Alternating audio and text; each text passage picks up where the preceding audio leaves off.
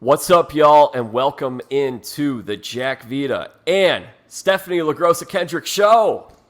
Hello. Steph, episode 10 of the Traitors. Wow. Welcome back. Hot off the press. It is intense. It's so good. It's so good. So good. I can't believe we've reached the penultimate episode. We're going to dive right in a second. If you guys like what you're hearing here on the Jack Vita show, make sure you hit subscribe here on YouTube. I know a lot of you guys, I think we have like 95% of the people who watch this are not subscribed. So go ahead, hit subscribe, hit that like button, and share it with a friend. We're also hot off of our big episode with Sandra that you guys loved. That was our most viewed episode by a lot. You guys loved that one, and we're gonna have just to share. We have more of those interviews in the pipeline. So make sure you guys are subscribed. We've got someone who's still on the show who will be joining us in probably a few weeks or so. I don't want to reveal who it is because we're not going to record it for a few weeks, like we said. But we've got more to come. There's lots of good stuff coming. So hit subscribe. Follow us on Instagram. I'm at Jack Vita Show. She's at Steph LaGrossa, or at Steph _LaGrossa _Kendrick. That's right. All right, Steph. We did it. That's our intro. Let's dive in. How'd you like episode 10? It's so good. It's so good. It's finally they're getting somewhere. I don't know. How do you want to go through it chronologically, start to finish? What do you want to do here? Yeah. Because I don't want to, spill the beans on anything unless we're. All right, we'll start at the top. Top of the hour, big one. We jump in from the cliffhanger. And it's so funny because we talked about this a week ago. I know I was very critical of the cliffhanger. I don't think you loved it as well. I honestly kind of forgot a little bit about it. I forgot too. Sorry, Kona's barking, my dog. So, yeah, I forgot too. And then I was like, oh, God, they didn't do a banishment yet. So, surprise, it's Peter. MJ sucks and doesn't listen to CT and Trishelle. But then when he's like, I'm a faithful, you idiots, in the words of Janelle, basically now the eyes are open. And now it's like, oh, what is Kona barking at? Maybe. I don't know. Someone at the door, maybe? Probably. But you think they'd walk away if nobody's answering. The joys of doing a podcast at home. So anyway, so it ends up being Peter. Sandra does make mention that, you know what, maybe it is Phaedra, but I'm playing this game because I want to get to the end, because I want everybody to keep me around to get to the end. And she's going to make her move when she needs to.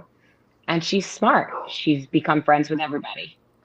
So that's where we're at.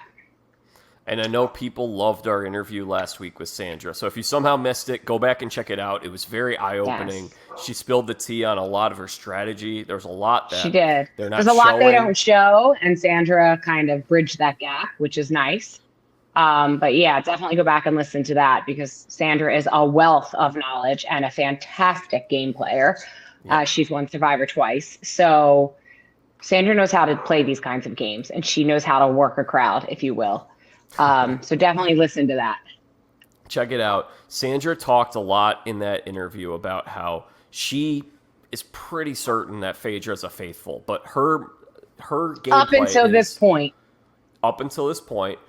And she's saying, she also makes mention she could be a traitor, but even if she is, she's a faithful to her right now in her mind because she's keeping her safe. Sorry, I meant to say she's pretty certain that she's a traitor, is what I meant to say. Yes, I misspoke. Yeah, so she's thinking Phaedra's a traitor, but I want her protecting me, because as long as I'm friends with a traitor, then I can get to the end and I can call her out later. We got to get rid of the traitors that I don't know who the other ones are. They're not on my side. I got to get rid of them. So that's been Sandra's gameplay. That's been her MO. And we actually saw a little bit of that in this episode. As you mentioned, we noticed that there is a bit of a difference between how Sandra's playing the game and how MJ's playing the game. Because MJ, if you notice it, she is voting because she thinks Peter is a traitor. Because look at how she reacts. She's got this guilt. She's getting really emotional. And eventually she sees the light in this episode. Well, she was trusting Phaedra, and Phaedra was like, I don't know, that's traitor behavior about Peter, of course.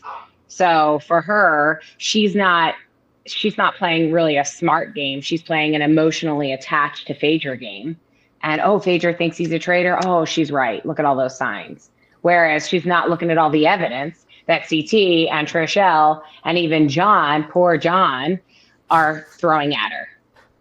So, again, that's what's tough in these games. You have to take the emotion out of it and the personal relationships, unfortunately. Not everybody can do that, as we'll see later in this episode. You know what I love about Trishelle? One of the things that we love about Trishelle, I love her reactions at the roundtable. Like, I was rewatching the episode from last week, because just to let you guys in on how we're making these shows, the last couple episodes have been instant reaction. We just watched the screener for episode 10, and we had a similar thing last week where it was kind of crazy. We watched it at the last second, and we talked about it. So I didn't get a chance to watch it a second time until later. But what I love about Trishelle at these roundtables is when Peter or CT or somebody else is making sense, she's like making all these hand gestures. Like, she's just like, see, like, this is what I'm talking about.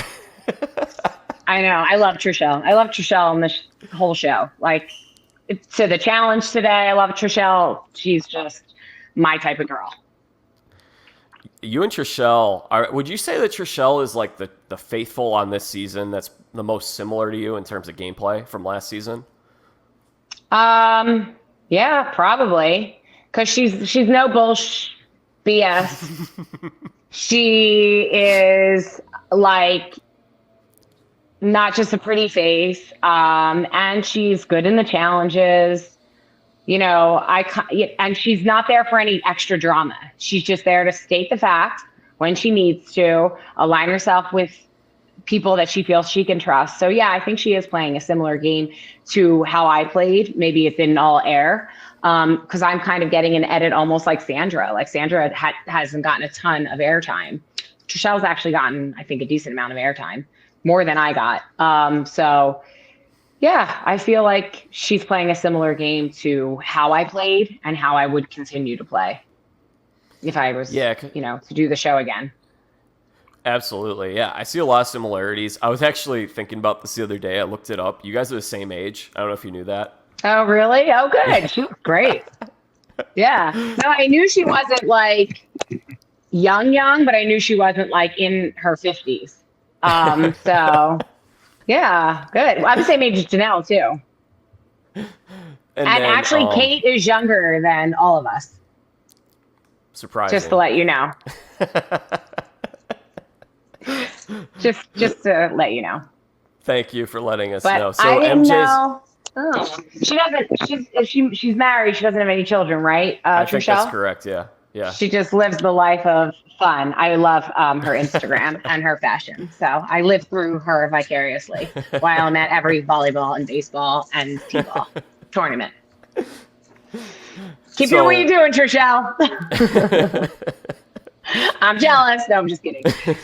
Okay, go ahead. MJ's really upset at the outcome of this banishment because she had a little bit. What was interesting about MJ here was it wasn't quite the full Deontay Wilder where Deontay is like, oh my gosh, like he's triggered. This is like him reliving an experience where he wrongly accused somebody and he was wrongly accused. It wasn't that, but she was very emotional and very guilty because she seemed to be convinced that Peter was a traitor. Yes, but let's go back to now. Are we at the murder point or are we still talking about the round table? We didn't get to the murder, right? Before we get to the murder, any last thoughts on our friend Peter? I mean, we were big fans of Peter this season. I feel like we enjoyed him.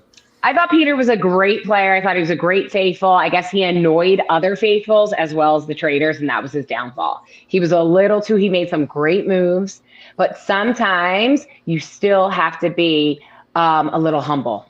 Even when you make the best move ever, you can say it maybe to the camera or in a personal interview, but you can't be like, I'm the best faithful walking around the castle with your 5 little accomplices and I'm the leader of the faithfuls. And that's what he did, and that was his downfall. But I personally loved Peter, think he was brilliant, thought he was nice to look at, and thought he played a great game. Hi, Peter. I agree with you. He played a very good game. I think Yes. the one downfall was the fact that you cannot do those closed door meetings. Like Sandra said that last week. Like you always have to do what Sandra does, which is make friends with everybody, include everybody. Yeah. And that I think he would have saved himself if He would have. That was his biggest downfall. That pissed off everybody. And, so I mean, do you think that the Parvati thing hurt him too? Like if they hadn't tried to pull Parvati in as a number? Oh, yeah. They probably should have just got rid of her. Yeah, because it was a great idea. But I see what they were trying to do, but yeah. Practically everyone knew she was a traitor, and you have to kind of have your finger on the pulse. It seemed like everybody was ready to get her out. So it almost started making then. Yes, and then it makes him look guilty. There's too many cooks in the kitchen. Just go with the known thing, and then next. All right, well, moving on to the next thing. Okay. Now we've got the murder. So they're in the turret, and Kate says they're going to banish you, which is them foreshadowing what is going to happen in this episode. Yeah, like they're on to you. You're in the hot seat. She puts the ball in Phaedra's court. And they can either murder John or Trishelle. And I thought for certain that our girl Trishelle was gone. I did too. But here's where Phaedra screwed up. She shouldn't have murdered either of them. And she should have turned the tables and murdered one of her Bravo girls just to cause confusion. That was a grave mistake for Phaedra.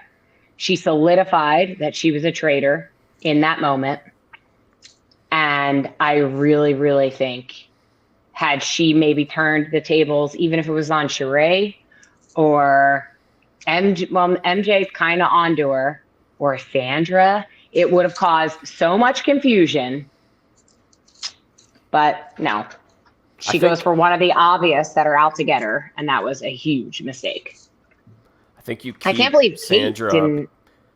Because people are starting to suspect that Sandra could be a traitor. We saw a little bit in the last episode. I don't care who it is. I don't care who it is, but for her own sake, she needed to murder somebody in her alliance. So really, that's either MJ or Sheree, and I think if you murder Sheree, that creates the most amount of confusion and chaos. Yep. She didn't do it. That was a big mistake. She wanted to keep the numbers intact. I was honestly a little surprised. She still would have had the numbers. She still would have, because then she definitely would have solidified. It would have been 4 of them versus 3. Yeah. And 2 of the 4 are traitors. And that's why Kate gets pissed off later in this episode, partly. Because she's like, and now you're just, you're giving in, and I fought for you this whole time. We'll get to that. So at breakfast, one of the things that I think has been funny, and I wish we had asked Sandra about this last week. Did you notice this, that Sandra is now like determining who's knocking on the door? She's like, that's a dude knock, or like that's a girl knocking, or that's a John We did knock. that too. Yeah, we did that too. We were wrong half the time, but she was wrong a couple times. But yeah, I saw her doing that. That's funny. Steph, you know what this reminded me of from your own reality TV career? What? On Palau, when you voted for Bobby John. And I lied to him? Yeah, and he was like, it looked like a dude's handwriting. And I faked the handwriting? I was like, it did. And I'm such a terrible liar, but you see, I can if I really have to. And I told him I didn't vote for him. I was like, no, I'd never vote for you. And I think I even like blinked or looked away or something, like total tell. Thank God he didn't catch me. No wonder he doesn't like me. John. I know. No wonder he doesn't like me and he didn't vote for me when I got him to the jury on Guatemala.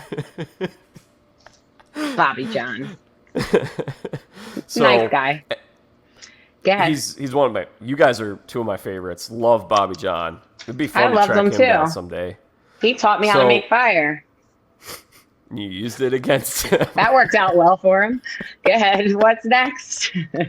Poor guy. Any notes from this breakfast? Anything you noticed? I mean, there was a little bit with Sandra and MJ. They were talking a little bit. Then CT starts to call out Phaedra by saying, Phaedra, who do you think it could be? And this is a lot like what we saw from Dan, where Dan won't throw a name out there. That's another huge part of her downfall. Like, he's flat out saying, like, okay, I will give you the benefit of the doubt. Like, give me a name of somebody of interest or just something. And Cherie does it later on as well. Says to her, you know, help me not think it's you, kind of thing. And I love Phaedra. I have loved her this entire season. I think she has done an amazing job, really. The best job she could possibly do. And this is what a lot of people don't understand. These shows are mentally, emotionally, and physically exhausting. You are working, and it is a job. You're working. You're working. You are working long hours. You are on, it's not Survivor. You're not starving and sleeping on the ground and that kind of no sleep, but you're on no sleep because you cannot shut your brain off. And as a traitor, I can't imagine how physically exhausted it is to have to defend yourself over and over and over and over again. However, she is so well-spoken and she's a lawyer, but she defends other people. She doesn't have to defend herself. Like, this is a whole nother ball game, and he gives her the chance and she just can't do it. And she can't do it later. And this is where I feel like, although she looks fantastic, like she looks well rested, she looks beautiful, and she's still witty and sharp, but I think mentally she is just and emotionally done.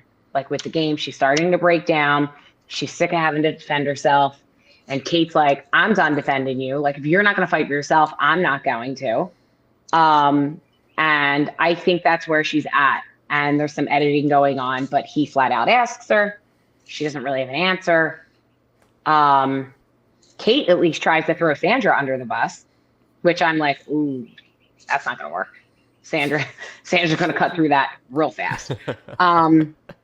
But, you know, this is why Cirie was so good. This is why. Cirie, sorry, go ahead. No, I was just going to repeat like what I was saying. She was so good. There was no mental, like, she did not break down at all, like once. With Cirie, were there times where people said, "Hey, Cirie, who do you think the traitor is?" And would she throw out those names then? Yeah. She would say, she would agree with people. She would not come up with a new name. She would say, I could see Cody. I could see Christian. In fact, at one point she came up to me and she was like, listen to me. Christian is either a traitor or he just got recruited when he screwed up the whole like letter. Of course, that never aired. And I was like, yeah, I know. He's probably a traitor. He's lying because the traitors recruited someone else. Like, I figured the whole thing out. I knew there was 3 of them. And she didn't have the numbers. So she went for Rachel with the numbers at the banishment that night. So Cirie played a smart game. Very smart. So is this the final murder? Because on your season, this is what happened. This is where you went. This is where you could have been suffering from PTSD watching this episode. I could have been, but I'm not. She's tough. Because what's the point of that? No, it's a different game. It's a different show. I've moved on. I'm still alive. And, you know, it is what it is. That's what happens in these games. You dwell on this stuff. It is not for you. Just forget it. Don't apply. Don't even try. Just hang it up. You can't dwell. You got to move on. This was my episode. I was the final murder and Rachel was the final banishment. No. Yes. Was Rachel the final banishment? Rachel was not. Because then it went to the finale. Because because Rachel got banished and then you got murdered at the start of the next episode, and then Christian got banished. Okay, right after me. So this is a little similar, although last time we had 2 traitors going into the finale. This time we only have 1. So Cirie was so pissed. She turned on Christian, right? Yeah. At the table. Yeah, because she didn't like how he was like salivating over murdering me. So she was pissed about it. She would have tried to protect me, but she was outnumbered because him and Ari wanted to get me out because I was onto him. Good. True. Thank you for jogging my memory.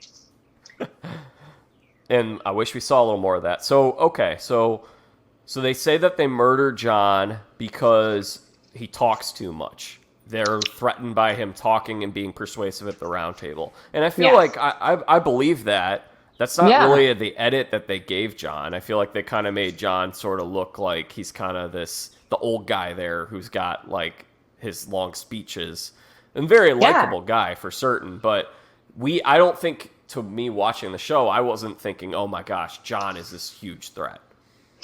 He was like, he started out as like this old guy that used to work for Parliament to me. And I guess, you know, he's in politics, big deal. But then he turned into a guy that like people started listening to. He made sense. He made a lot of logical sense, and he was persuasive, and he probably did have very long-winded speeches that they edited.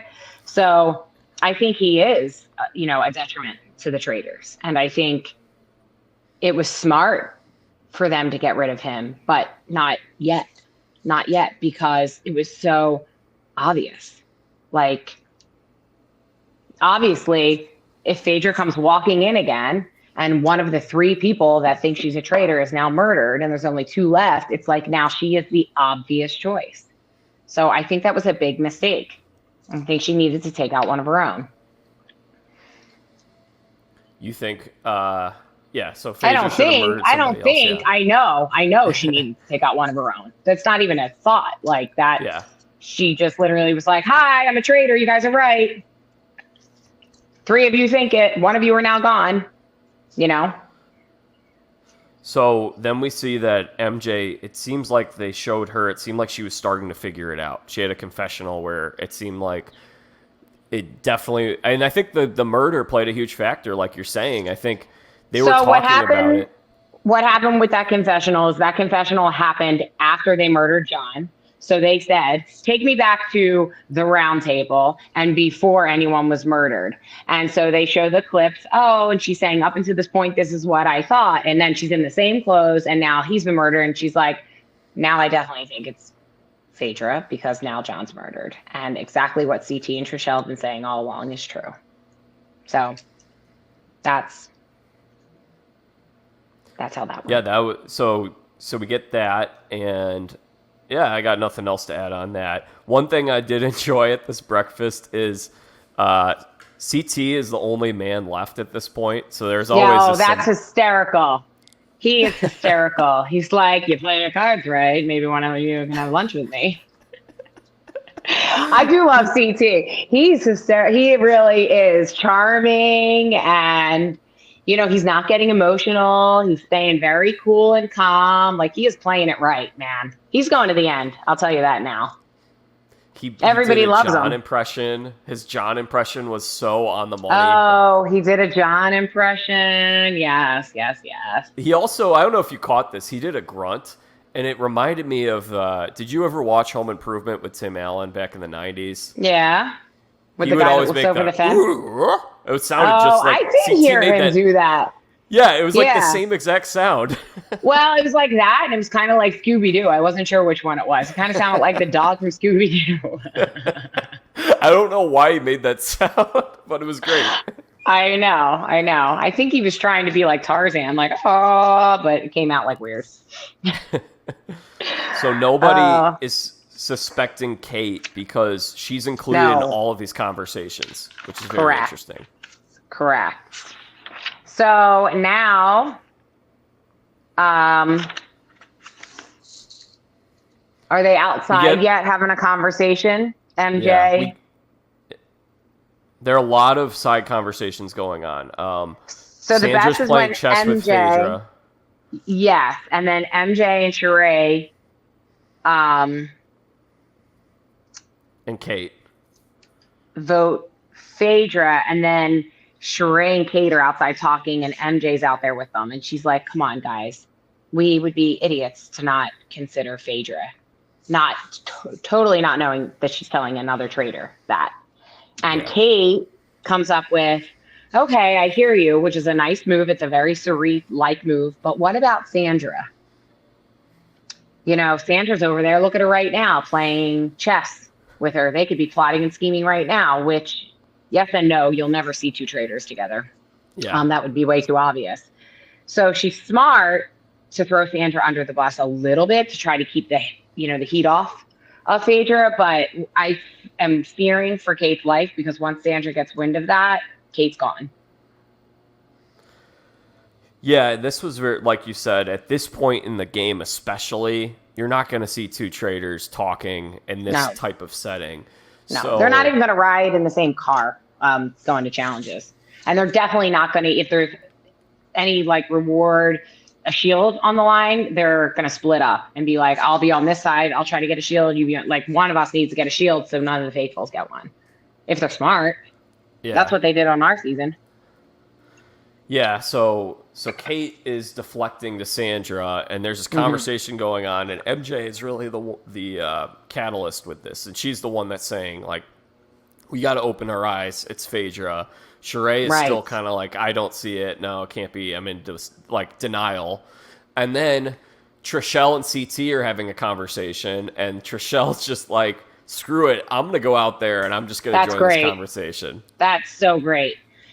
And CT's like, wait, I want to watch. And he's behind the pole watching. I'm like, oh my God, this is ridiculous. So she goes out and she's like, can I join this exclusive group?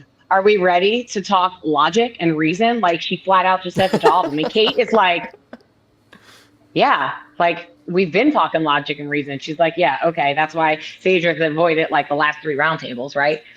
But she just calls them out. Trishelle just calls them out, and I love it. I'm like, damn, good for her. It's risky, and she's like, and I'm probably going to be murdered tonight. But it is what it is. We've got a day left, to get to the bottom of this. And Kate says she's having deja vu because Kate was in, I think, Trishelle's shoes on season 1, where she was trying to convince the Quintons and the Andys of the world on who the traitors were. When Kate decided she wanted to start playing on day 10 or whatever. I leave. She was the worst faithful ever. And then all of a sudden I leave and she's good in the challenges. She just wanted you and Rachel gone, really. That's all she cared about. She did. She hated us. We were very bad for her game, I guess. I don't even know. Well, part of her problem was she called me out very early on. So then I called her out because I was like, wait a minute, you're the one sabotaging things. You're probably a freaking traitor, which was stupid in hindsight now that I see, because if she was a traitor, why would she sabotage? She was just being an ass. Well, you were coming off a snake in the grass, where snake, you are incentivized to sabotage. So it would make sense for this show to have a similar incentive where the traitors are going to sabotage because it benefits them. True. And she just acted so shady, and she didn't think Cody was a traitor, and we were like, how can you not think? So then we were like, she definitely is too, Yeah. So anyway, and then she was accusing me, so of course I had to accuse her. But Kate does have deja vu, and she is like, oh boy, I've got to get the heat off of Phaedra, immediately, basically. So she is trying to convince them now of Sandra. I don't think MJ's buying it. I think there was a lot of editing there. Sheree acts as if she is not buying it about Phaedra, but I think MJ got in her head a little bit. Because later you see Sheree questioning Phaedra pretty hard. And again, Phaedra has no rebuttal. She looks so guilty and defeated, which I was shocked. I was surprised at Phaedra's lack of fight in this episode, and you touched on it earlier. It's an exhausting game in general, but it's probably even more exhausting when you're living this lie for however many days they've been there at this point. How many days do you think they have been at this point? Probably 18 or 19. So not not 10 days, because this is episode 10. No. No, it's like every 2 days is an episode. So probably close to 20. And then maybe a day off every now and then too. Sometimes you get 1 day off for like press pictures and stuff. So they're probably close to I would say between 17 and 20 days. So 17 to 20 days of not sleeping at all, and you've been living a lie this whole time, and you're starting to just get cooked from this game. So that's what I was surprised. Like you're working a minimal of 12 to 14 hours. That's probably at minimum. You're at that castle from 9 to midnight every day. Like it's long. It's really long. What's the most fun part of like those 12 hours? The mission. The mission. Strategizing. There's like not even much time, or at least there wasn't on our season to strategize. That was like annoying. Sometimes when you're eating, they tell you gag order, you can't even strategize while you're eating. And then honestly, after the roundtable, when we would sit and we would be ready to get demiked and have a drink. But then if you're not a traitor, you're so stressed out, you might get murdered.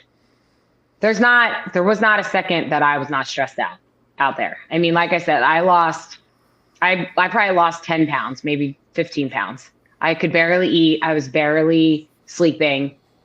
And that's nothing in the survivor scheme of things. By this point, I probably would have lost 30 or 40 pounds in 20 days. But yeah, it was, I mean, at one point I was getting mic'd and Suri was next to me in the room and she was like, oh my gosh, like you are so tiny. And like my pants were too big. I mean, I lost like so much weight because if I'm stressed, I don't eat. I really need to get stressed out more these days. Actually, I need that diet back, but it's not fun. It's not a fun thing.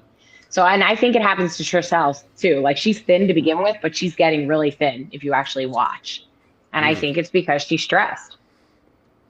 Well, I wasn't even going off the weight factor. So I was thinking in terms of just composure. Least stressed to most stressed power rankings right now. We won't do the whole rankings. CT seems like he's the least stressed. He's just kind of like, all right. Guys handle things different though, I think. Yeah. Like he's probably sleeping fine. Like when I'm stressed out and my husband's stressed out, he's over there snoring. And I'm like, can't sleep, thinking about every little thing, seriously. So I do think, women are from Venus and men are from Mars. And it's true because we have different hormones and we have different emotions, there's a whole thing to that. So he's probably sleeping just fine just because he's a male and he has more testosterone and testosterone levels keep you calm. So women have lower testosterone. Kyle Kendrick for season 3. He would never. He would never. He doesn't even like to go to the Jersey Shore for a weekend. Dude is a homebody. He does not want to pack his bag and he has no. I tried to get him on Dancing with the Stars. He would be great. He's a fantastic dancer. He's like, no, thank you. Some people are made to be on camera and some people are not, and he wants nothing to do with it. The fact you even got him on your show ever is like a huge ordeal. Like this, no thank you. Seriously. Well, he was great on here too. He has such a great mind for the game of baseball and such great insights and such a great passion for it. So thoroughly enjoyed talking with him when he came on. That was a great time. Yep, once in a lifetime. It's never going to happen again. I'm glad you had him. But he is a great coach, and he is a great scout, and has a great baseball mind. I will give him that. But he wants to be off camera. He does not want to be on camera. I can promise you. Okay, so now we're at the mission, unless there was anything else that you wanted to touch on before the mission. Nope. Well, nope. Okay, so Trishelle goes out there. She talks her 2 cents into the, Kate and that crew. And they're like, yeah. I do think she gets in MJ's head. So MJ's like, yeah, I'm with you. And then MJ, I think, gets like she's planting seeds at least. Kate's like, oh, Trishelle's onto us. I'm gonna have to turn tables. That's it. And now we go off to the mission. Now and the mission looks like the easiest thing ever. I was just thinking, I'm like, we would be running circles on these people if we were doing this mission. I don't understand what was so hard. So it's a balance thing. They've got these big platforms, and you jump from one platform to the next. Right, but they're big. They're not like this big. They're very big, and the people that are competing it's like they've been on Survivor for 30 days where they're just dehydrated and they're malnourished, and like that would be kind of hard to have good balance if you're doing this on Survivor and you're exhausted and depleted and you haven't slept. Granted. But I've done that on day like 30 on Survivor when I'm 92 pounds and I still ran right across, ran right back. Like you don't stop. And with no food at all, or a bed, or a toilet paper. I feel a piece of toilet paper. Like when Trishelle is the only girl that can do it, I'm like, of course. And she's my age. She's 44. Like, come on. Kate, where are you? Like, Kate looks physically fit. How did she not do it? How did she not get across? Phaedra, I didn't think would get across. I really didn't. And the rest of them, I was surprised MJ finally made it across at the end, but literally, and then Trishelle has to go, CT has to go. And CT's a big guy. If anything, CT should have fell in for lack of balance, to be honest with you. You just had to run fast, like not sprint, but just kind of keep a decent speed. So this kind of felt like they looked at the group of people that are left because, hey, a few episodes ago, we're doing some really intense stuff. We've got Peter there. We've got Bergie. We've got some really fit competitors. Dan is still there. Parvati's still there. Parvati is really good in the challenges, as we mentioned before. Parvati would have been fine. And I feel like they're looking at it, and I could see them being like, all right, are we going to do that challenge where just everybody is going to fight a bear, or like we're going to drop them out of a helicopter? We're going to do something super intense like Fear Factor-ish. Like, this group can't handle it. Let's give them like a platform jumping challenge. And they still couldn't handle it. I was dying. Alan's commentary was so funny. And poor Phaedra was like, the more they cheer for me, the more stressed out I'm getting. They need to, and she's like, I need quiet. I need peace and quiet. And then CT's going, yeah! Like, she would like take one step and he's like, yeah! And she falls in the water. CT's trying to be an encouraging coach. He's trying to motivate. He's trying to get everyone going. It's not working. Oh my gosh. Alan was, CT, all of them. It was actually comical. I loved it. I really did. I was like, this is so good. I mean, I'm surprised they even got that much money. CT must have went 10 times and Janelle must have went 10 times. Trishelle must have went 10 times because it was just like, Janelle could have done it. She would have been fine. Yeah, Janelle would have beasted it. This is interesting, though, because I was wondering if they all had to take a turn. So if you can't just skip out. So there was on Survivor All-Stars, Boston Rob absolutely beasted this balance beam challenge early on. Mm-hmm. And they figured out, like, they wanted Rob to just keep running the course. So instead of having, like, Big Tom just kind of slowly, gingerly walking on the balance beam, everyone would just jump off at the start. And so that way Rob could just keep running the mission like a wild man. And I wonder strategy. If they did that where they were like, all right, why waste our time with having Sandra, gotta love her, jump twice and then fall on third platform? Why not just have her jump in at the start and then circle it back around to Trishelle and CT? I wonder if that's what they were doing. Did Sheree ever go? Or did they just not air that? I think everyone tried it. They probably said everybody's tried it at least once. Then once you tried it, and if you can't do it, whoever you want can go as many times as they want. But I mean, Alan was like, "Oh, Sandra, a survivor no more." I was like, "Oh gosh." But Survivor is more. It's not just physical challenges. It's a lot of mental, and she was better at the mental game. And the strategizing. Sandra won a challenge on this season too. She won a shield, so we gotta give her props. But this was not her challenge. But he was like, and then somebody was giving someone advice. Oh, Phaedra was giving sign. He was like, "That's interesting. She's giving balance advice." I could not. I was dying. Alan's comments were so funny. I was also thinking at this point, how small is the prize pot? Because I'm like, it seems like they really have not won that much money up to this point.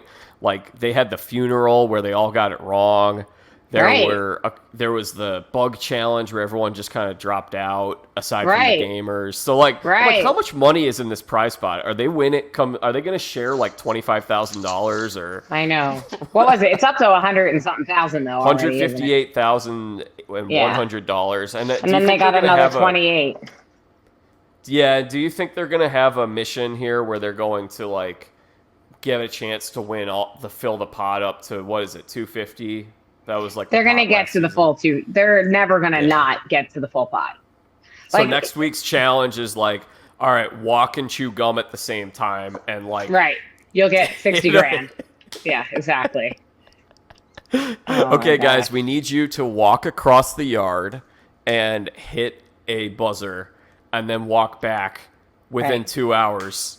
Right. And you can win all the money back and fill up the prize. You can win all of it. In fact, we'll double it. Yeah, no. I mean, they tell us going in, the prize pot is 250,000 up to.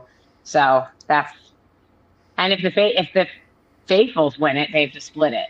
So now there's only one traitor left. So, 250 split however many ways still isn't that much money. So, and you get double tax thanks to it being over in the UK. So it's really not. It's not that much money at the end of the day. Well, that's what I told Bergie, because Bergie was like saying that they were trying to end the game by like episode 6 by just getting all the traitors out, and he's like, he realized that they were never going to allow that to happen. But I'm like, Bergie, you guys would have each come home with like $25 if that was what you did. Right. Well, they need to make a show, so they need that like a certain amount of episodes. Yeah. But they really would have just kept letting them recruit at that point if they kept getting traitors out, Yeah, absolutely. So they're going to have to come up with some more twists because people are starting to figure out this game. So it's going to be interesting. Season 3 is probably going to be totally different from season 1 and 2. Evolution of the traitors. I'm excited. That's right. So, all right. So the last thing really to note, though, I do think we should mention, because I asked the question earlier, are there no more murders? There's got to be if there's a shield here, right? MJ got the shield. Yeah, Kate has to do a murder tonight. Yeah. Okay. Kate will do a murder by herself. So Kate will probably murder Trishelle, leaving CT left. CT, Sandra, she's going to, now that she threw Sandra's name out there, Sandra is in the clear. She becomes a shield for Kate and a possible traitor. So it's going to come down to CT, Sandra, MJ, and Sheree, and Kate. And my prediction is Sandra is going to get wind of Kate trying to throw her under the bus. She's going to convince CT or the other two, Sheree and MJ, that Kate's a traitor.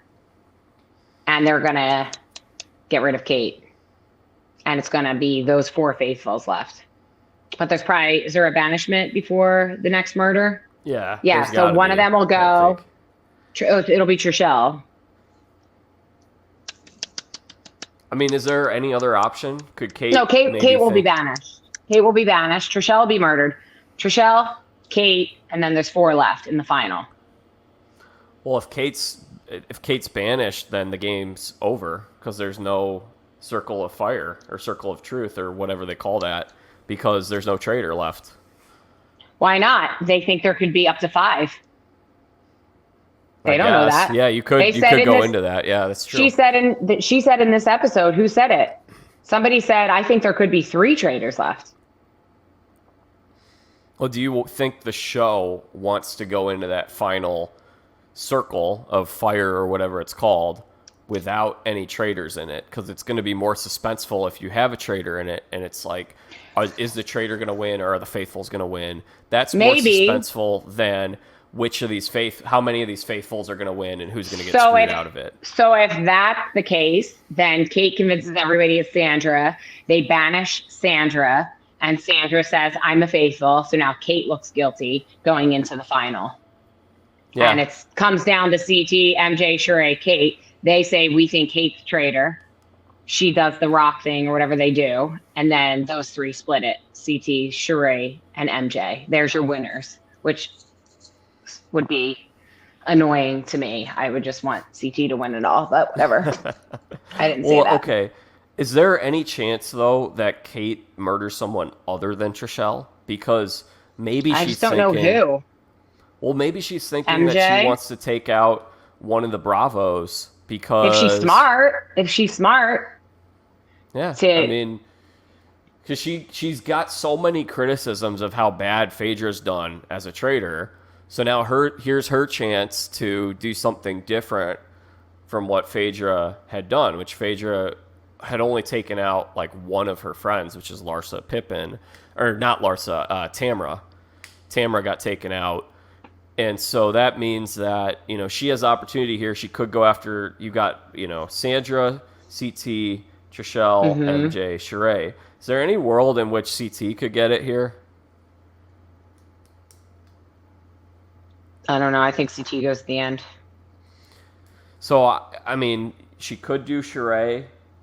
Although, actually, I think it's probably better if she keeps Sheree around, because then she could say, if the Sandra plan doesn't work, she could also try to say, oh, well, Sheree, look, she never was going to turn on Phaedra. Phaedra definitely would have recruited her. So that doesn't make a lot of sense. Maybe MJ, because MJ was starting to catch on to this. I think Kate is in hot water because of that comment she made at the round table. And Sandra is not going to let that go. That was way too obvious of a comment to make. She never, ever should have said that. It's one thing to say that what was her exact words? She was selfish. But then she said, sloppy? Wait, what'd she say? I got selfish in my notes. I can't remember what else. I have the whole line. Hold on. Oh, okay, perfect. Well, yeah, let's back up to the round table because we skipped ahead a little bit here. So after the mission, before the round table, there's strategy talks going on. Now we've got CT talking with Kate and MJ, and this is where Kate is continuing to drive home this idea of it's got to be Sandra. And right. This is, I think this is going to end up being a poor strategy. I think Kate would have been a better play here to just kind of go along with the Phaedra vote. Because we talked about a few weeks ago, she was defending Phaedra very avidly before she even became a traitor. And that looked a little fishy at the time. I would think it would look a little fishy. Now you're defending her very avidly. She ends up being, caught as a traitor. She's targeting Sandra. And then Sandra ends up she knows what's going on. She's played this game before. Yeah.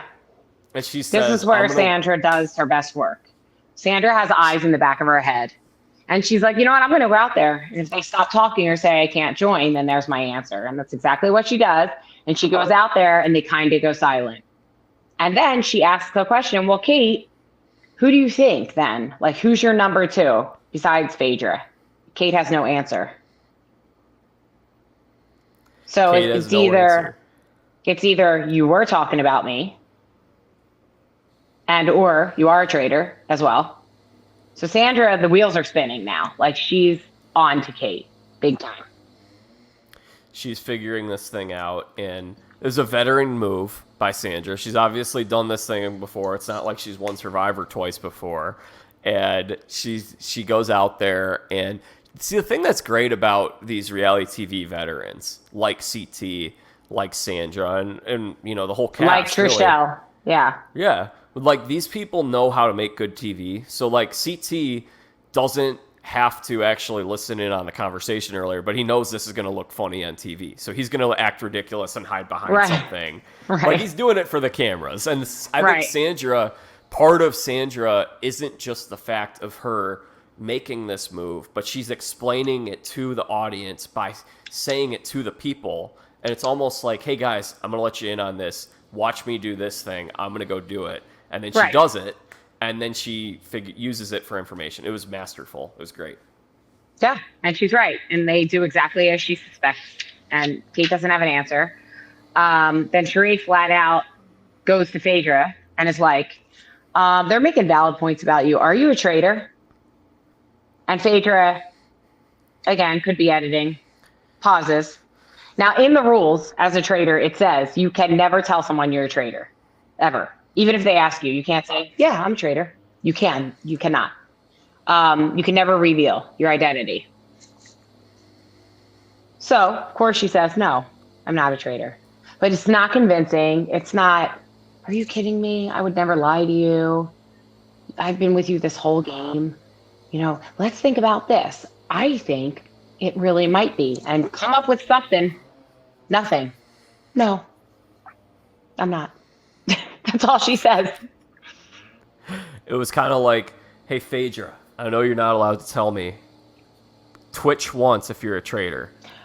and that's the thing. It's like, it's so hard when somebody asks you point blank to be in that position and just lie. Because Suri asked me point blank on Snake in the Grass, like, I know you're the snake. Are you the snake? And I was like, Suri, I swear to God, I'm not the snake. Like, I swear on my children. I swear on my parents. And it's very hard to do that. And you should never swear on and I had my fingers crossed behind my back because I was like, oh God, it's going to get me. But, in a game, that's what you're there to do. You're there to lie and cheat and get to the end and cut throats. I mean, you could be a nice person about it, but that's what these games are about. Board games sometimes are about that. So that's why it's called a game. And I think Phaedra in that moment was not very convincing. And I think Sheree, as a really good friend of 30 years of hers, was able to tell she was lying. So just like Sheree was able to tell I was lying on Snake, as rightly so, she should have been. Well, the puzzling thing for me, and I know that they come from a different world of TV where they don't do a whole lot of competition shows. And we'd love to see Phaedra do more of these shows. She was great TV. She was a lot of fun. She did play hard. She played a little differently than some other people, but she gave it her all. She played very well. She did the best she could. But what I think was interesting, what was puzzling to me is when Sheree later is like, I can't believe she would lie to me. And it's like, well, she's breaking the rules if she says to you that she's a traitor. But that's the thing between people that play these shows and don't. And on season 1, feelings got hurt when Suri went to the end and lied. And that's the difference between someone like Suri and someone like Quentin, for example. You knew going into this, it's a game. And most likely someone's going to lie to you. And if you can't handle that, I go back to do not sign up for these things, period. So that was funny that she said that. Well, that was, so it was Andy and Quentin last season that were like, how could you lie to me? And Cerise's just like, look, I didn't choose to be a traitor. This is how I had to play. Right. And if I didn't play this way, yeah, I wouldn't have won, and I would have broken the rules by telling you guys the truth. Like, what do you expect of me? To be honest, they wouldn't have gone as far as they did if Suri wasn't a traitor. So I'll just leave it at that. Yeah. 100%. Hope Suri's doing well. She crushed it season 1. Yeah, she's actually, we were texting the other day. She's doing great. She's doing a lot of things. So she's super busy. Crushed it on Big Brother. Suri is awesome. I loved her on Big Brother and her son. I loved both of them. And that is another one that's grueling and long. And I mean, that's like over 3 months long. And you're 24/7. Like middle of the night, they can wake you up. And I mean, listen, reality TV is a job. People do this as careers. So, and it is not easy. Like you leave for a long time to do this stuff. But it is fun to watch, and there's a huge market for it, and you got to have good people on, and Suri is one of the best. So I'm sure we'll be seeing her again out there very soon on something. Awesome. Okay, so we go into the round table, and it's either Sandra or Phaedra. That's what we've been told. I think they even give, like, either it's Alan or someone gives a confessional, and they say, like, either one of these two, it looks like, will be the one who's banished tonight. And let's talk about some of the comments made before the vote, if you've got anything here. I know Trishelle kicks off, and she gives a very compelling speech, and Is there anything else of note before they get to the vote that you noticed in this roundtable? No, Sheree sits Phaedra down. Phaedra has no answer.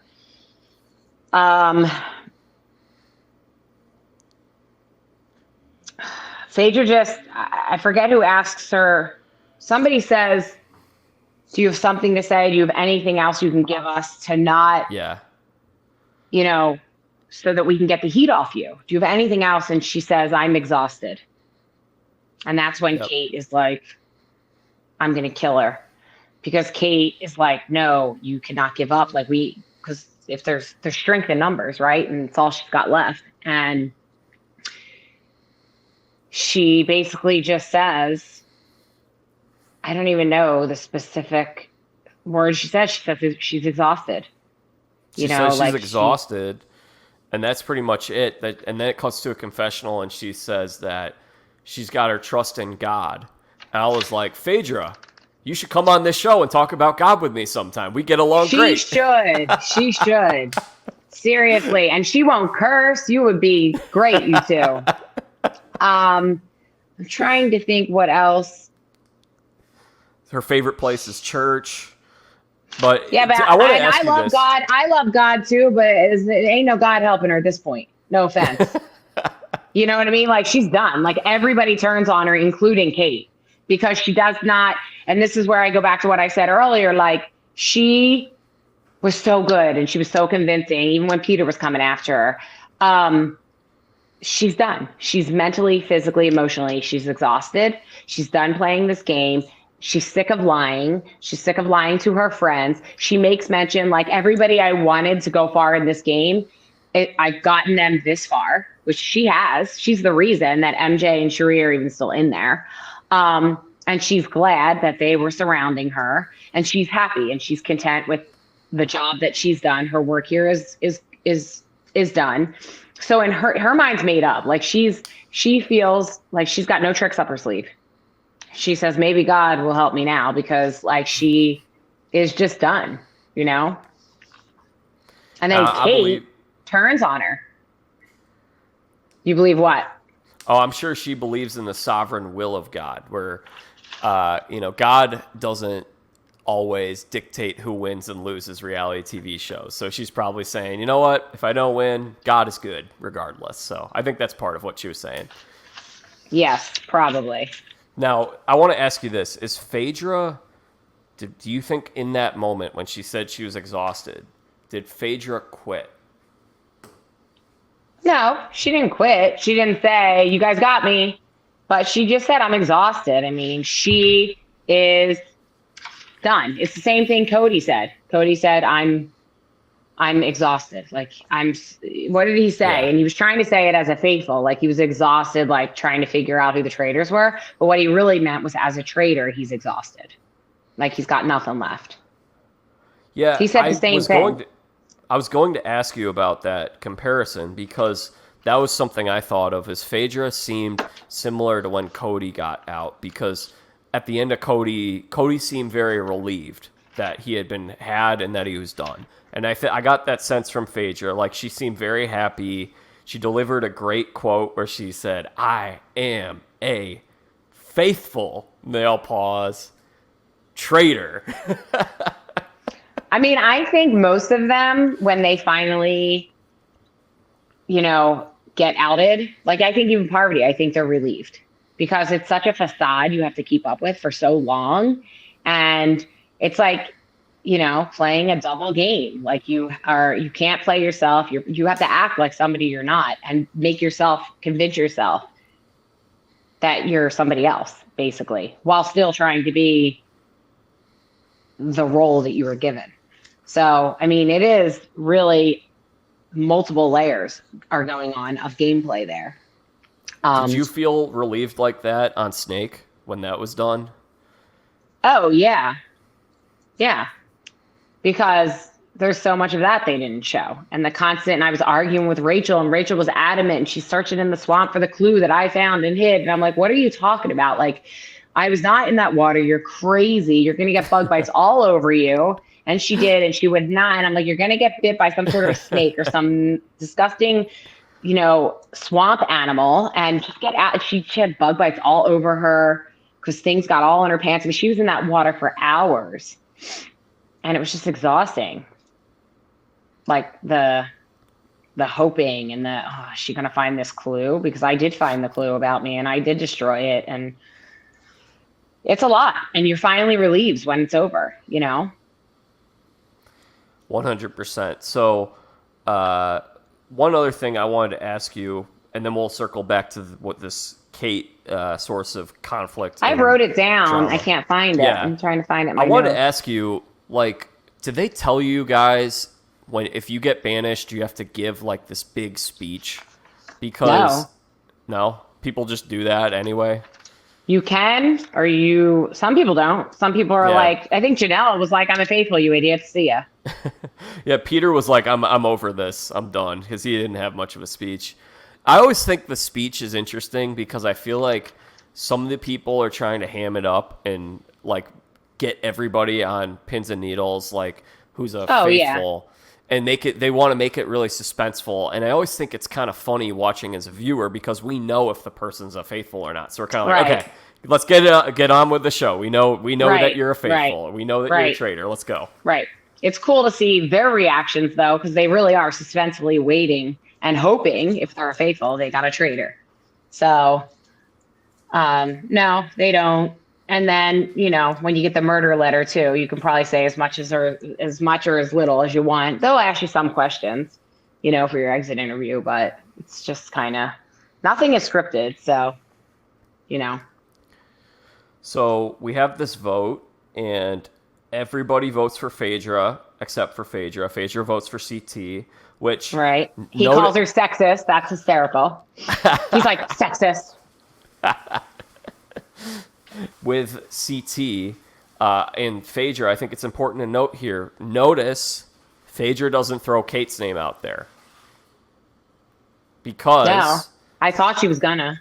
The last two traitors voted for her on the night of their banishment. And, Sandra made her case last week. She didn't think what Dan did was right. I know she went on Dan's show later. I'm sure she talked about that with Dan directly. And then Parvati kind of didn't really have much of a choice. It was like there were people targeting Phaedra. She chose to vote with those people. So there's this pattern now that the traitors are voting for other traitors when a traitor does in fact get banished. If that person's getting banished, they vote for another traitor. Phaedra broke that trend, and I think she voted for CT probably thinking, no one's going to actually think CT's a traitor. So it was just a throwaway. It was a throwaway vote. It was a burn vote. It was, and I think Phaedra takes the high road. I think she's a true class act. I think she did the best she could do as a traitor, and I think she's like, I'm not going to throw Kate under the bus at this point. Kate's throwing me under the bus. I don't know why, although she did write that down before Kate read her vote. So she didn't know Kate was going to throw her under the bus. But, she's taking the high road, and that's admirable. She'll become a winner in the long run, even though she didn't win, basically. So she'll be just fine. She took the high road, and I think she may have immediately regretted it when Kate made her comments, because Phaedra was like, seriously, like, why are you piling onto me like that? I get it if you're voting for me, but like, can you read the quote? You have the quote ready? Kate buries herself. She says, you are a very selfish, and I have skillful traitor. But I think she says lack of skill, or she says like her skills are not good. I didn't write it exact. She calls her selfish, and she's trying to act like, because Sandra questions that and says, what did you mean by that? How does she say? A skillful, selfish traitor? I think you're a skillful. You know what? I could pause it real quick and just play the clip. Who do you think is a traitor and why?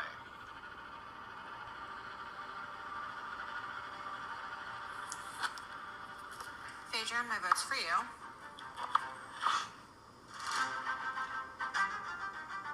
Because there's not a person at this table besides you who I could even stomach voting for.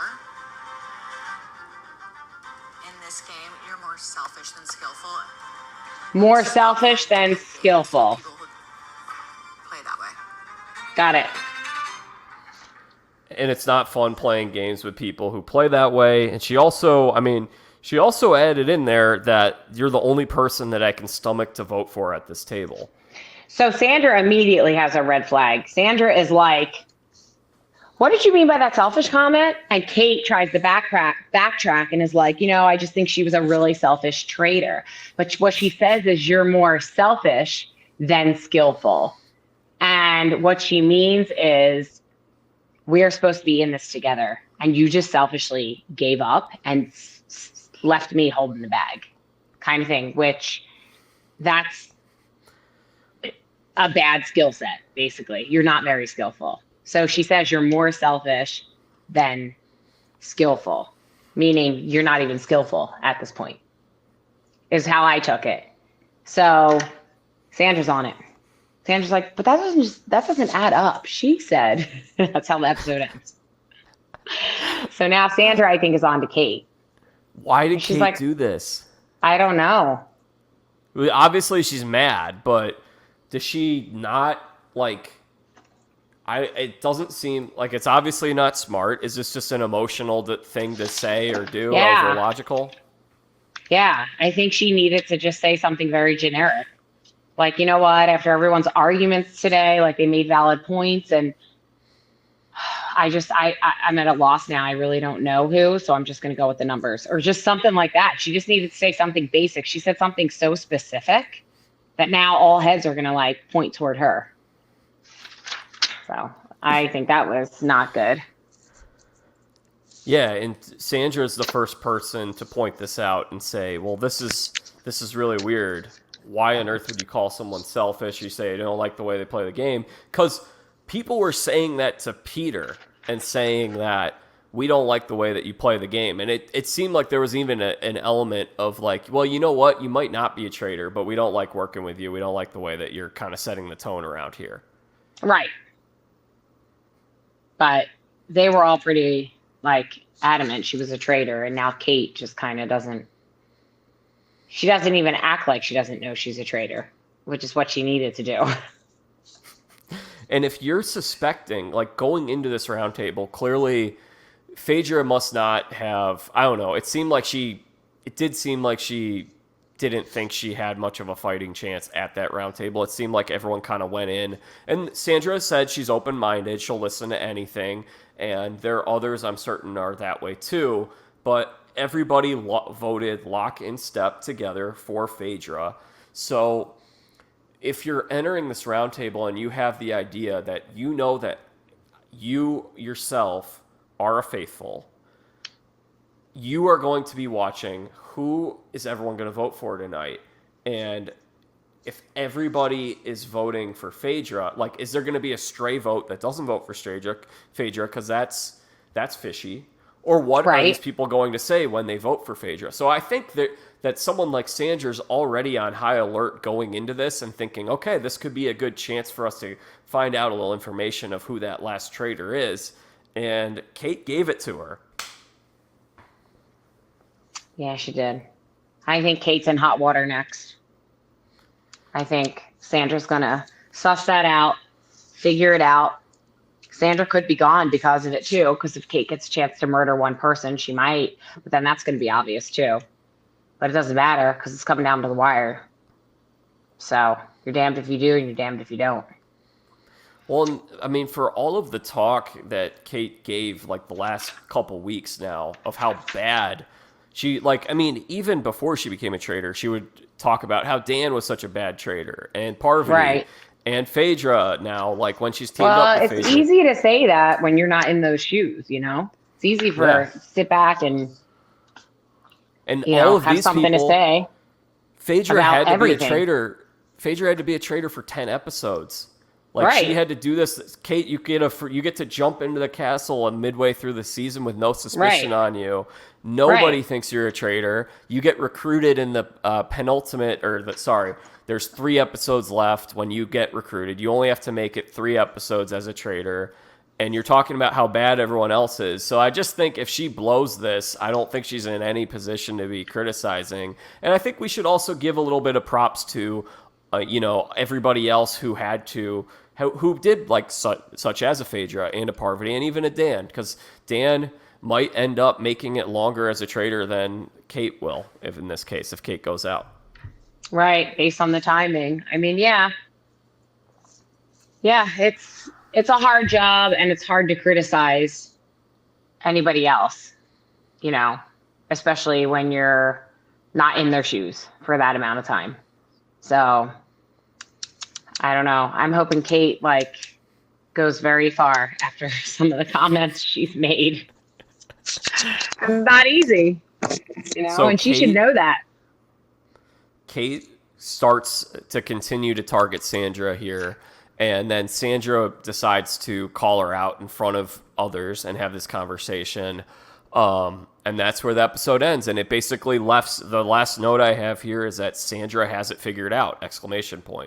Sandra thinks... Yeah, I wrote Sandra knows. Sandra knows she's got it figured out. And like you said earlier, Sandra isn't someone that you murder at this point. Now, maybe, again, anything... I don't know. I wouldn't put it past Kate to murder anybody. Nothing would really shock me, but she's already laying the groundwork for Sandra being the next target. So I highly doubt that Sandra gets murdered because she's already using that as her strategy. So Sandra, we'll go back to this. We talked about it earlier. So I don't think it's going to be Sandra. So that leaves CT, Trishelle, MJ, and Sheree. And you're pretty adamant on the fact that it will not be MJ, Sheree, or CT. You are pretty certain you think it'll be Trishelle. Do you think there's any other outcome potentially? I worry it's Trishelle because I don't want it to be. But I guess it could be Trishelle or maybe MJ. Because MJ seems to be one that was more willing to flip sooner on Phaedra than any of the others, I guess. I don't think it'll be Sandra because Sandra's a good shield for Kate now. So Kate will still continue to try to pin Sandra as the traitor. We've got a big vote coming up if we do in fact go and have a banishment after this murder, which would leave 5 people left. So that's going to be really interesting because in this particular situation, you're going to, like I said, you're going to have a big vote. So Kate needs numbers. So she's probably thinking that Sheree is going to be for her, and she's got a better chance of pulling in MJ than she does anybody else. So that means CT, Trishelle, Sandra. She's targeting Sandra. So I think CT, this could potentially, CT's not 100% safe here. No, he's not. But Kate, I think, likes CT and wants to keep him around. Everybody loves CT. Yeah. So I think Kate will keep him around. So I think it's Trishelle or MJ. I was shocked that Trishelle made it through this last week. I thought she was gone. I thought she'd be the next one murdered. So maybe this is her time, but maybe I'm surprised again. I think Trishelle will be the next one, although I think it could be CT or MJ. I think Sandra and Sheree are safe. Okay. If they murder Trishelle or MJ, Kate will either murder Trishelle or MJ. Let's just say she murders Trishelle. So MJ's left. Banish at the next round table, it's going to come down to between Sandra and Kate. That's going to be the argument. I think it's Sandra. Kate goes to the end, and I think it's CT, Kate, MJ, and Sheree. I think CT, Sheree, and MJ are Sandra's murdered. That had to be Kate because Sandra was accusing Kate. So they get rid of Kate in the final, and it ends up being CT, Sheree, and MJ. Splitting the winnings for the faithfuls is my predicament. I wrote it here. Call me on my ski trip. Let me know if that is what happens. Wonderful. I think though. I won't be here next week. Go ahead. Sandra, if Kate's thinking that she wants to target Sandra, she also has to put herself in the shoes of who would it look the most suspicious of Sandra murdering. Right. So does she murder who would Sandra murder in this case? Like who could she murder that makes it look like Sandra is the Kate. Because I think But she can't murder Kate. Yeah. So that's what I'm saying. So Kate is going to murder Sandra, and then in the end, they're going to figure it out because those two are going for each other. And I don't think Kate is thinking that far ahead. Because if she was, she would have told Phaedra today to murder someone in her alliance to throw them off. And not John. Wait, you're saying, no, you said that you think she's going to murder Trishelle and then banish Sandra. Right. Yes. You just said, you said murder Sandra, so just clarifying. Okay. Yeah. Okay, well, next week is the finale, believe it or not. I can't believe it. That's right. So I will be away, and I will be trying to watch. I think it's on at like 5 o'clock, though. So probably not. But I get the screener, so maybe I can watch that whenever. Yeah. There's peace and quiet. Steph will not be here next week, and probably not the week after. But Steph will be back at some point to share her thoughts on the rest of the season. The show will go on. We'll have some subs filling in for Steph, some former faithfuls, most likely. So be on the lookout for that. Make sure you guys are all subscribed to the Jack Vita Show so you don't miss next week. We'll break it all down. Steph's going on a cruise.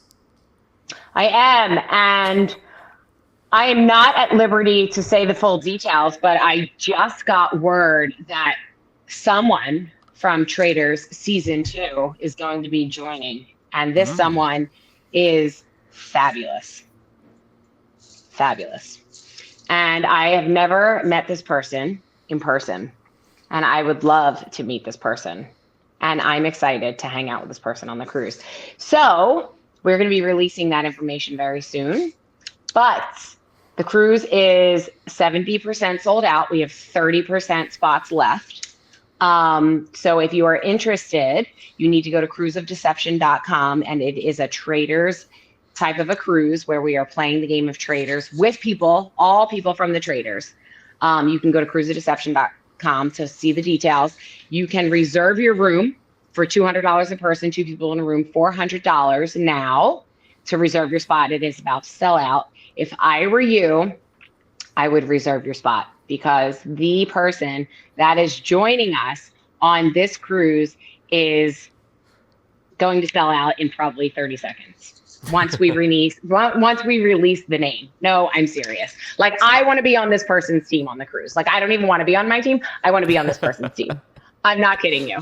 So I did get this information yesterday, and I think they cannot release it until the contracts are signed. So it's really exciting. In fact, there's actually 2 people, I think, from this season, and then there's 1 other person. So they're adding 3 more celebrities to the cruise. So yes, fun. So cruiseofdeception.com, do not miss out. Once in a lifetime opportunity. And they're going to start booking cruise number 2 right after this, actually, to be honest. It's going to be a thing. Be there, be square. Awesome. So that cruise is in April of next year. And they're already selling out. It's not even, we're taping this on the last day of February 2024. Right. So you guys are probably going to want to sign up soon. And you can cancel. You do have until August, I believe. If you just have to reserve your spot. Yes. So you can reserve make your a deposit. room, reserve your spot, pick your team, make your deposit, and then you have until August to really decide if you can get do to it. August. If you're not sure if you're actually going to be able to do this or not, you can put that deposit forward now, and then you get close to the date and you're like, okay, I'm in, I'm not missing this. Or if something for whatever reason does come up, you do have an out, and maybe you can join in the future. But so don't be freaked out by paying that price right now because it's just $400 deposit. You can get your money back as long as you cancel before I think it's August. Yeah. But go to cruiseofdeception.com to see all the details. It is going to be awesome. I'm really excited. Steph's excited. She's also on Instagram at Steph_LaGrossa_Kendrick. Did a live the other night with Michael and Amanda. That's right. That's right. That was fun. We're randomly going live. I hear that Janelle and Sandra are also going to be going live soon, talking about the cruise and a lot of things that they're doing. So just keep an eye on us. We've got some other things coming up too in the summertime that we'll be announcing soon. So lots of fun stuff here. I'm working with some cool brands. Check them out. Check out my Instagram and you can see everything there. Thank you. Anything else, Steph? Nope. Everything's on the Instagram. Good old social media. We nailed it. Okay, so you guys can also follow me at Jack Vita Show on Twitter, Instagram, and Facebook. Subscribe to the Jack Vita Show. We're also here. We're here on YouTube. I know a lot of you guys watch us, but we're also on Spotify, Apple Podcasts, and any podcasting app. So hit subscribe, leave us a 5-star rating and review. We're going to wrap up the Traitors here over the next couple weeks, and then we'll probably have some more reality TV stuff coming up throughout the spring. And like I said, we're going to do some more interviews with some Traitors cast members, so you guys are going to enjoy those. So like, even though the recaps are going to end in a couple weeks, we'll have at least one guest I know for sure, and hopefully a few more that will be doing those episodes, potentially later on in March, maybe even in April. And then for our sports fans, lots of sports content on this channel as well. I'm Jack Vita alongside Stephenie, LaGrossa, Kendrick. We'll see you next week. Bye. Thank you.